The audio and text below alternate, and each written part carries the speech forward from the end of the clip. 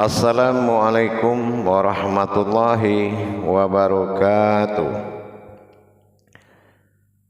Alhamdulillah, alhamdulillahi rabbil alamin. Assalatu wassalamu ala asrafil anbiya'i wal mursalin, sayyidina wa maulana Muhammadin. Asyhadu an la ilaha illallah wa ashhadu anna Muhammadar Rasulullah. Allahumma sholli ala sayyidina Muhammadun musabihil wal ikram ya wal jalil wal ikram. Thairin wal mujahidina amma ba'du ibadallah.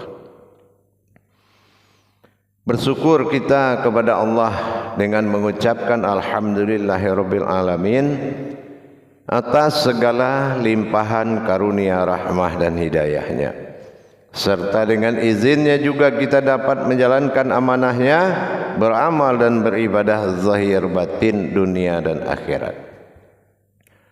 Bersalam kita tidak akan pernah kita lupakan, marilah sama-sama kita sampaikan kepada junjungan kita Nabi Allah, Nabiul Akhirul Zaman, Rasulullah Muhammad sallallahu alaihi wasallam. Atasnya kalimahnya kita kalamkan dengan membacakan Allahumma sholli ala sayyidina Muhammad wa ala alihi sayyidina Muhammad. Jemaah yang dirahmati Allah, kaum muslimin dan muslimat dimanapun berada, rahimakumullah. Di dalam derajat kemuliaan di dalam Islam, memang kita diberikan oleh Allah kedudukan yang memudahkan kita mencapai tauhid ilahiyahnya. Bukan arti sebuah hadiah, tetapi diberikan iman, akal, nafsu untuk kita bisa meningkatkan kualitas ibadah dan diri kita demi tercapainya derajat marwah ketuhanan. Karena kalau dikatakan menyembah, dalam iman-iman lain, menyembah itu artinya ada yang jauh dari kita. Engkau di sana, aku di sini. Ada yang menyembah ini berupa kekaguman saja. Ada juga yang menyembah ini berupa sebuah berhala. Ada juga yang menyembah ini berupa sebuah wujud di depan dia. Ada juga yang menyembah ini dalam antara hidup dengan hidup. Ada juga yang menyembah antara wujud dan maujud. Ini beda dalam bentuk jabaran yang sangat luas.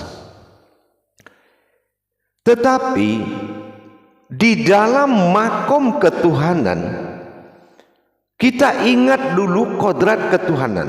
Kita harus ingat, dikatakan sebuah wujud itu sewujud Tuhan, tentunya dengan tidak adanya kita mengalami derajat-derajat di diri kita yang berwujud Tuhan, tetapi berkodrat kepada ketuhanannya. Ini beda, cara pemahamannya beda. Kalau umpamanya seperti kita berharap kepada seorang jodoh atau pasangan hidup, akulah jiwa dan raga engkau, wah sangat romantis. Tetapi kepada Allah, apa perbedaan kalau mengenai jiwa dan raga? Ketulusan, keikhlasan kita lakukan kepada sebuah wujud yang sangat mencintai kita, Tuhan yang berasma Allah. Tapi dalam masalah praktek pekerjaan, tentunya dituntut kembali antara wujud dengan maujud ini harus tidak ada pelanggaran syarat. Antara wujud dengan maujud ini tidak ada pelanggaran sebuah syarat apapun. Artinya bebas dari persekutuan. Nah, di sini ada kita pernah mendengar kalam-kalam di dalam Islam dengan nama seorang arif billah. Pada waktu dan kesempatan yang kita laksanakan ini, apa yang dimaksud arif billah? Memang arif billah adalah satu makom diri, sebuah makom diri yang sangat tidak terganggu kehadiran Allah terhadap wujud itu sendiri. Artinya apa? Aribillah ini adalah sebuah wujud yang sangat rapi.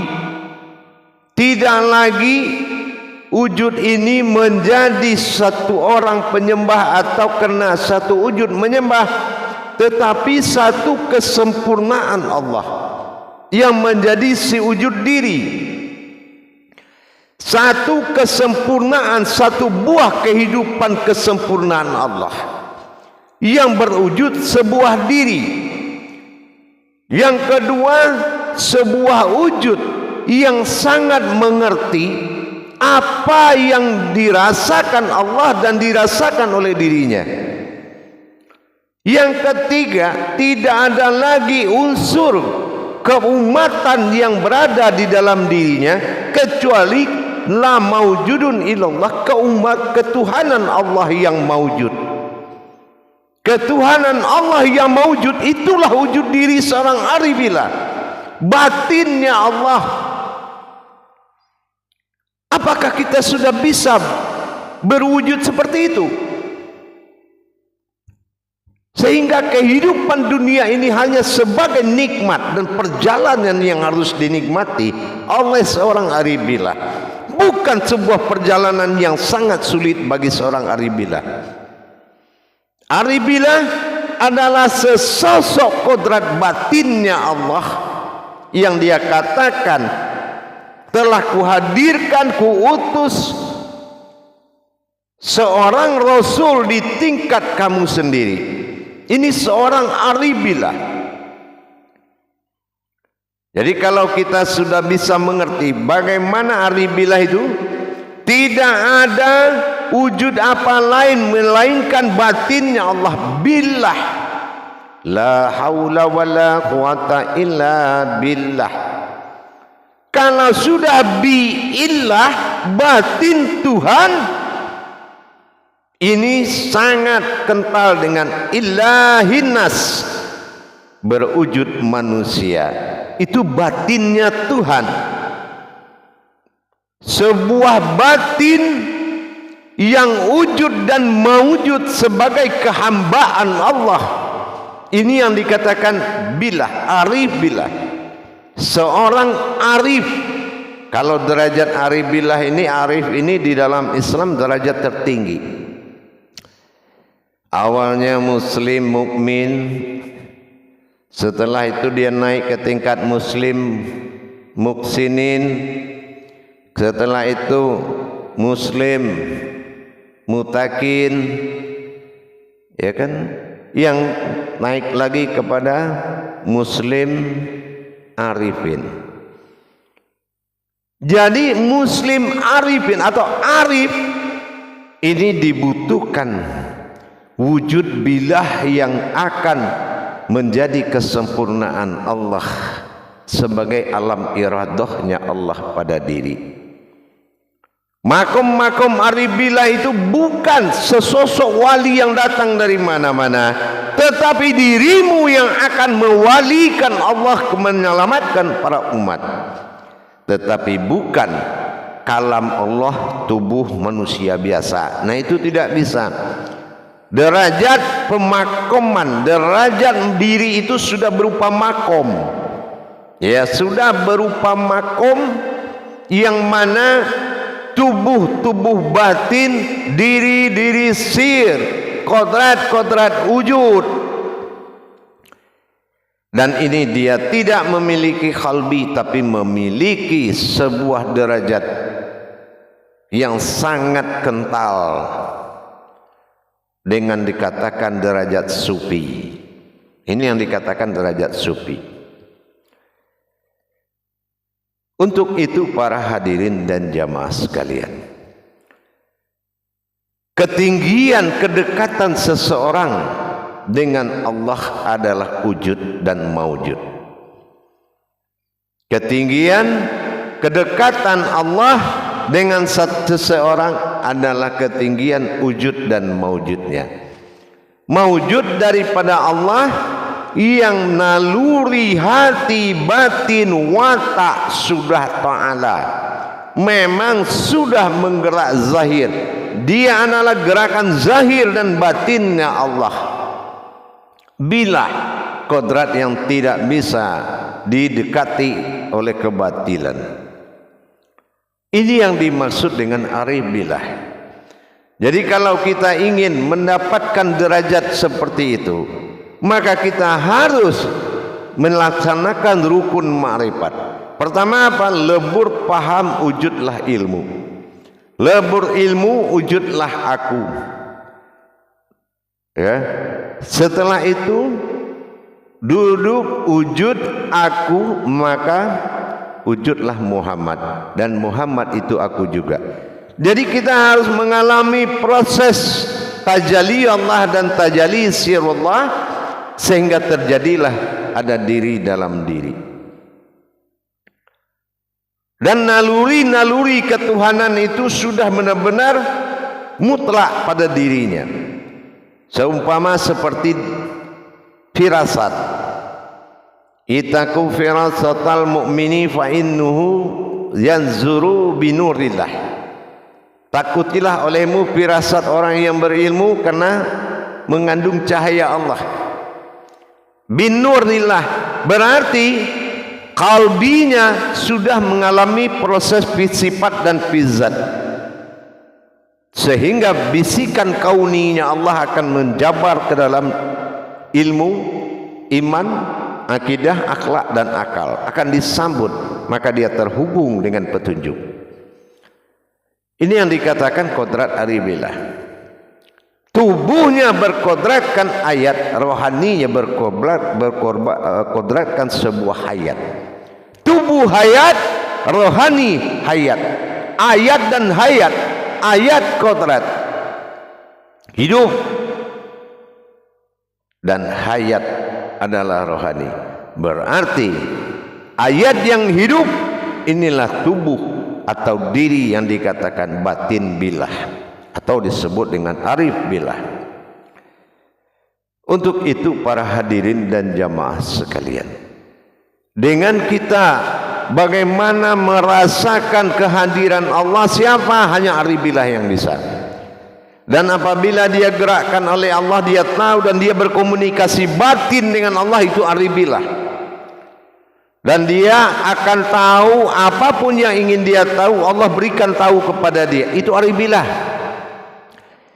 Dan orangnya adalah memiliki sifat dan watak Tuhan yang sangat kental, dan dia menjadi alamnya Allah dan makomnya Allah bagi diri. Ini yang dikatakan wa fil qalbi allal fuadun. Di dalam hatinya, qalbinya sudah fuad kepada Allah. Ini yang dikatakan arif billah. Tidak ada lagi pedoman dia kemana-mana. Dawamu nisan. Tidak ada lagi, dia sudah melupakan kontak petunjuk dari manapun. 5 petunjuk sudah masuk ke dalam diri dia. Apa yang dikatakan 5 petunjuk tadi? Yaitu pertama, dia mengalami proses wahyu, ilham, laduni, irhas, dan khaddam. Sudah masuk sebagai jiwa baginya. Kenapa? Karena dia tidak pernah merampas hak Allah. Kodrat, iradat, ilmu, sama, basar, kalam, hayat, dia tidak pernah merampas itu. Dan dia sadar yang dia lihat adalah wujudullah. Dan dia sadar dia melihat itu, yang melihat wujudnya Allah. Dia mana? Dia tidak ada. Yang ada adalah suatu jiwa yang bersaksi. Itu yang arif billah. Maka diberikan, turunkan ke dunia dalam masa nikmat, masa insan. Inilah yang kita rasakan. Jadi kalau kita ingin tahu aribillah itu seperti apa, maka kita harus kembali menyempurnakan hakikat kodrat ketuhanan menjadi sebuah wujud batin oleh Allah. Mendirikan kodrat batinnya Allah pada diri kita, inilah yang wajib kita dapati dan kita laksanakan. Bukan kita hanya mengaku berasal dari wujud batinnya Allah, tetapi kita tidak mendapatkan hayatnya Allah. Kenapa? Karena sering dikalahkan oleh akal dan nafsu kita. Hadirin jamaah yang dirahmati Allah rahimakumullah, kaum muslimin dan muslimat dimanapun berada rahimakumullah. Tidak ada kita yang bodoh, tidak ada kita yang tidak tahu. Cuma belum datang ahli dirimu memberitahu. Siapapun kita memiliki ahli diri. Tidak ada yang susah apabila ahli diri itu datang. Maka berdoa kita kepada Allah, datangkanlah ahli diriku ya Allah untuk mencapai kesempurnaan diri dan ibadahku kepadamu ya Allah. Selalu kita berdoa. Boleh jadi ulama banyak, boleh jadi orang pintar, ahli marifat banyak, tapi belum tentu ada satu pun yang menjadi ahli dirimu. Maka kita tidak boleh fasik di dalam belajar, karena belum tentu ahli dirimu itu orang yang mengajarmu. Inilah suatu pandangan yang saya berikan kepada kita kaum muslimin dan muslimat, apalagi kita orang yang suka dalam bermakrifatullah, tidak nyaman hidup tanpa kenal dengan Allah. Untuk itu kita tingkatkan kuantitas diri kita. Kita tingkatkan kuantitas diri dan untuk mencapai kualitas ibadah kita, untuk mencapai derajat muslim yang telah dijanjikan. Muslim kasabnya, muslim mukmin, muslim muksin, muslim mutakin, sampai kepada muslim arifin. Inilah aribillah. Bagaimana seorang muslim telah arif dengan gerak dan geriknya Allah pada diri dia. Dan dia arif kalau dia memakai wujud dan kodrat Tuhan untuk mencapai singgasana ketuhanannya Allah. Karena tidak ada kemampuan kodrat lain bisa mencapai apa yang dikatakan sampainya solat kepada Allah, kalau tidak kodratnya sendiri. Nah, manusia sebuah batin yang diwujudkan ke muka bumi, dia harus mengambil posisi martabat Allah pada dirinya. Mau 9 ambil 17 rakaat, ada 9 martabat yaitu syahadat. Bagaimana kita mendapatkan itu? Tentunya kita belajar, mempelajari mana martabat Allah dalam 17 rakaat ini. Mana 7 martabat insan dalam tajalli sifat bagi Allah. Belajar kita lagi. Tapi kalau kita tidak punya jiwa belajar, hobinya mengajar, ini bahaya. Minta terkenal terus hobi mengajar, sementara dia tidak pernah belajar. Memang puncak pimpinan yang mengajar, salli wa salim wa barik wa karim, itu Allah. Allah memiliki sifat mengajar.